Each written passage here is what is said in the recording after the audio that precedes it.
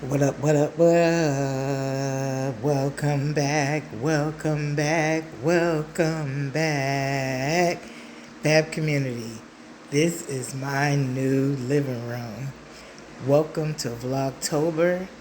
Welcome to my empty apartment tour. Make sure you like, comment, subscribe, hit the notification bell, consider donating to the channel. Stand by to become a member again. So much content coming your way.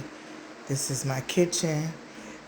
I only know I have granite countertops because baby told me so.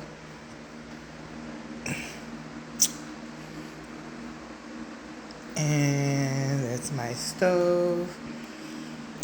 I've been trying to work on that. Baby's gonna bring, or I'm gonna get some of that pink stuff and try again. Love the light fixtures.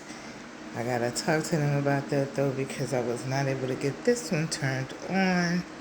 But you know how they have you do the little checklist and whatnot. Cabinets, almost brand new. You can tell that this wasn't lived in long since it was updated, but at the same time, the person did not take good care of it at all. Anyway. Now we are going into the bedroom. I was originally going to go with the king, but I'm going to scale back and do the queen bed and the dresser. And then have some additional storage for Bowie, of course.